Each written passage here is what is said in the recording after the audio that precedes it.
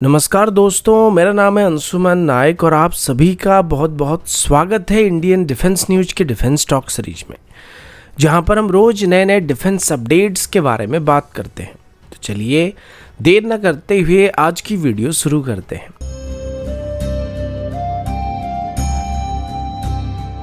आज की पहली अपडेट प्रोजेक्ट कूसा की तरफ से है, जो भारत का एक ambitious long range surface missile programme है। एरो इंडिया 2025 के दौरान डीआरडीओ की तरफ से पहली बार अपनी इंटरसेप्टर मिसाइल M1 का एक स्केल मॉडल को डिस्प्ले किया गया था। रिपोर्ट्स के मुताबिक M1 मिसाइल अब फैब्रिकेशन स्टेज में पहुंच चुका है और अभी जल्दी इसके टेस्टिंग फेज को स्टार्ट किया जाने वाला है। M1 इंटरसेप्टर प्रोजेक्ट कूसा के अंदर डेवलप किए जाने वाले 3 इंटरसेप्टर मिसाइल में से पहला इंटरसेप्टर मिसाइल होने वाला है, जिसका primary role fighter jets, drones और क्रूज मिसाइल को इंटरसेप्ट करने का होने वाला है।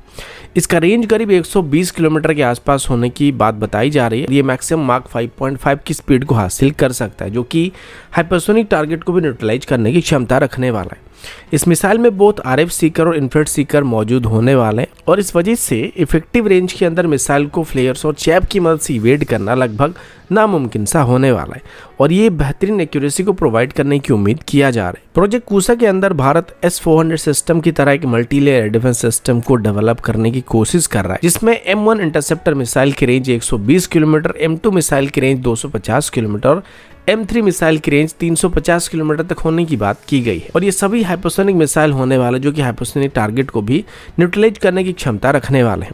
2022 में इस प्रोजेक्ट को कैबिनेट कमेटी की तरफ से अप्रूवल दिया जा चुका है और अभी 2028 से 2029 के बीच इसको ऑपरेशनल करने का प्लान किया जा रहा है। इसके अलावा डीआरडीओ की तरफ से ये भी बताया जा रहा है कि प्रोजेक्ट कूसा और S-400 सिस्टम दोनों को एक साथ डिप्लॉय किया जा सकता है और ये दोनों आपस में डाटा को एक्सचेंज कर सकते हैं, यानी कि S-400 सिस्टम के रडार से लेके डाटा को यूज करके प्रोजेक्ट कूसा के अंदर इंटरसेप्टर मिसाइल को गाइडेंस को प्रोवाइड किया जा सकता है और सेम चीज S-400 सिस्टम के साथ भी किया जा सकता है। और ऐसा करने से दोनों सिस्टम की हिट प्रोबेबिलिटी इंक्रीज होने की उम्मीद किया जा रहा है, जिस वजह से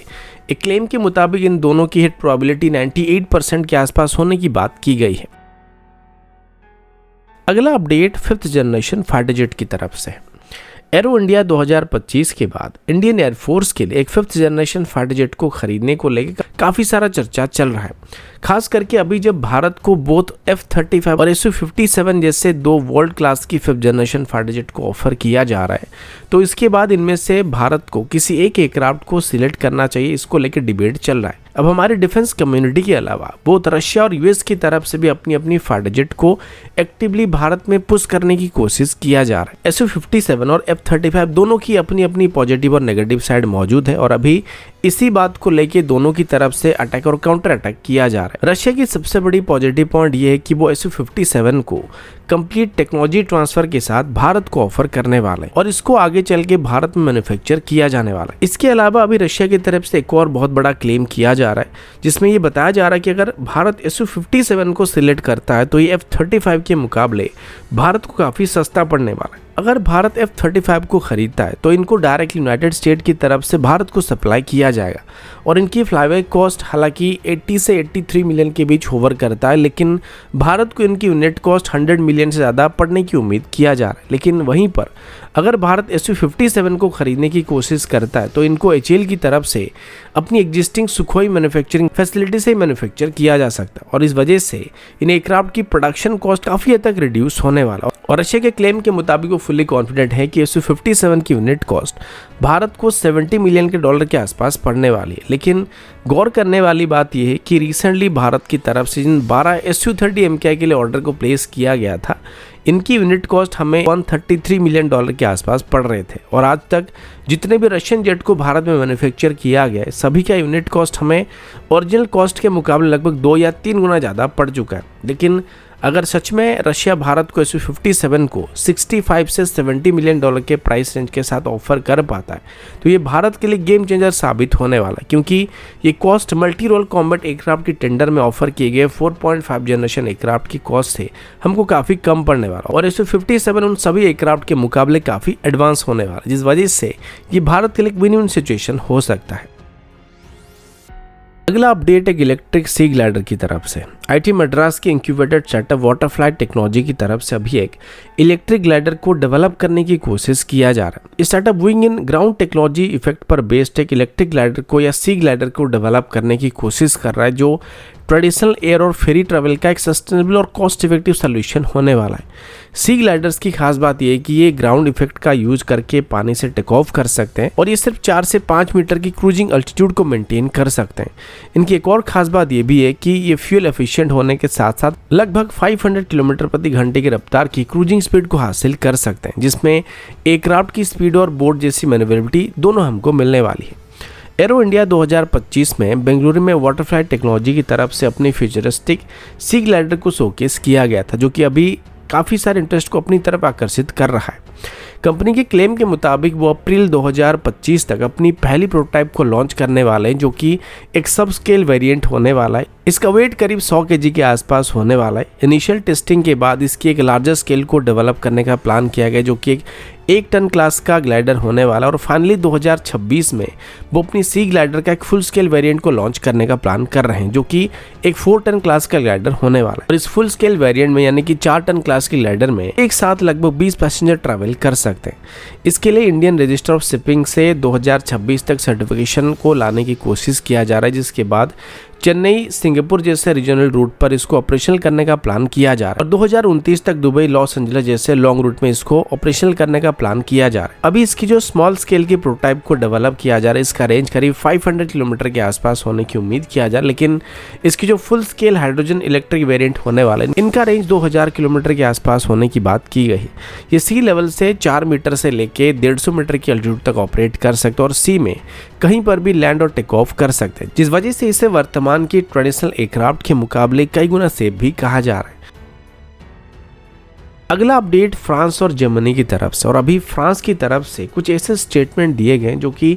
भारत और फ्रांस की फ्रेंडली रिलेशन की बुनियाद पर एक सवाल खड़ा कर सकता है। रिसेंटली फ्रांस की नेवल ग्रुप की तरफ से जर्मनी की टीकेएमएस को ओपनली क्रिटिसाइज किया गया था कि वो अपनी कस्टमर्स को ज़रूरत से ज़्यादा क्रिटिकल सबमरीन टेक्नोलॉजी को ऑफर कर रहे हैं, जो कि फ्यूचर में यूरोपियन फर्म्स के लिए कंपटीशन को क्रिएट कर सकता है। आसान भाषा में कहें तो फ्रांस प्रोजेक्ट 75I के टेंडर में जर्मनी की तरफ से भारत को ऑफर किए गए सबमरीन टेक्नोलॉजी को लेकर खुश नहीं है और फ्रांस के मुताबिक जर्मनी को इतना टेक्नोलॉजी किसी भी देश के साथ शेयर नहीं करना चाहिए, क्योंकि ऐसा करने से आगे चल के वो खुद अपनी ज़रूरत को पूरा कर सकते हैं और आगे चल के उनको कोई भी ऑर्डर नहीं मिलने वाला है। हालांकि फ्रांस की तरफ से भारत का नाम यहाँ पर डायरेक्टली नहीं लिया गया था, लेकिन एग्जाम्पल के तौर पर फ्रांस की तरफ से टर्की और साउथ कोरिया का नाम लिया गया था कि पास्ट में जर्मनी की तरफ से इन दोनों देशों के साथ किए गए डील में सबमरीन की क्रिटिकल टेक्नोलॉजी को शेयर किया गया था, जिस वजह से आज वो सबमरीन को लेके अपने आप में सेल्फ डिपेंडेंट बन चुके हैं और ये लॉन्ग टर्म में यूरोप की कोलैबोरेटिव एज को वीकन कर सकता है, क्योंकि अभी टर्की और साउथ कोरिया भी सबमरीन के एक्सपोर्ट मार्केट में एंटर कर चुके हैं। नेवल ग्रुप का मानना है कि जर्मनी का ये जो ओपन टेक्नोलॉजी ट्रांसफर मॉडल है, ये यूरोप की डिफेंस इंडस्ट्री के लिए बड़ा प्रॉब्लम क्रिएट करने वाला है। वहीं पर फ्रांस की तरफ से अपनी बात करते हुए बात बताया गया था कि वो भी स्कॉर्पियन क्लास के और बैराक्यूडा क्लास की सबमरीन को एक्सपोर्ट कर रहे हैं, लेकिन उनकी तरफ से किए गए डील्स में टेक्नोलॉजी ट्रांसफर को लिमिटेड रखा गया और इंटेलेक्चुअल प्रॉपर्टी राइट्स को अपने पास हमेशा सेफ रखते हैं। और अभी मार्केट में जितने भी नए कंपटीटर सामने आए वो सभी जर्मनी की सबमरीन की टेक्नोलॉजी को बेस करके डेवलप किए गए हैं। अब यहाँ पर एक बात गौर करने वाली है और वो ये है कि फ्रांस सिर्फ अपना और यूरोपियन कंट्री का फायदा यहाँ पर देख रहा है और जर्मनी का ओपनली टेक्नोलॉजी ट्रांसफर करना और शेयर करना फ्रांस को पसंद नहीं आ रहा है। और इस लिस्ट में हम भी कहीं ना कहीं शामिल होते हैं जिनसे फ्रांस फायदा तो उठाने की कोशिश कर रहा है, लेकिन टेक्नोलॉजी शेयर करना नहीं चाहता है और हमें सबमरीन के मामले में सेल्फ डिपेंडेंट बनता हुआ देखना नहीं चाहता है।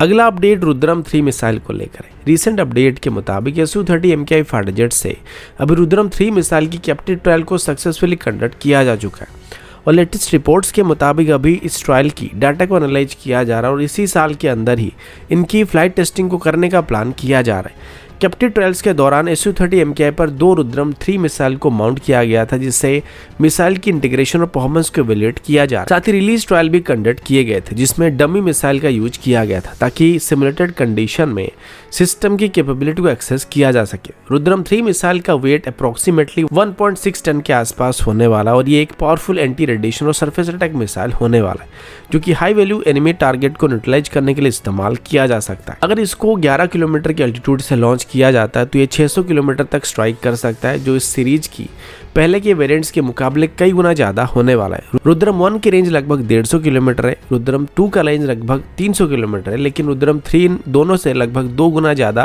रेंज को प्रोवाइड करने वाला है, जो कि भारत की एंटी रेडिएशन मिसाइल की टेक्नोलॉजी एक बहुत बड़ा जंप होने वाला है। और हमारे एयरक्राफ्ट दुश्मन की एयर डिफेंस सिस्टम की रेंज से बाहर रहकर ही उनके एयर डिफेंस सिस्टम को इसकी मदद से टारगेट कर सकते हैं, क्योंकि अभी किसी भी देश के पास 600 किलोमीटर तक स्ट्राइक करने वाले एयर डिफेंस सिस्टम मौजूद नहीं। ये मिसाइल काफी वर्सेटाइल होने वाला है और far field radar installation, fortified bunkers, airfields और एयरक्राफ्ट हैंगर जैसे टारगेट को एंगेज करने के लिए इसका इस्तेमाल किया जा सकता है। इसका सबसे बड़ा एडवांटेजेस ये है कि ये एनिमी के एयर डिफेंस सिस्टम को सप्रेस करने के साथ साथ उनकी क्रिटिकल मिलिट्री स्ट्रक्चर को भी डिसरप्ट करने के लिए इस्तेमाल किया जा सकता है, जो कॉम्बैट सिनेरियो में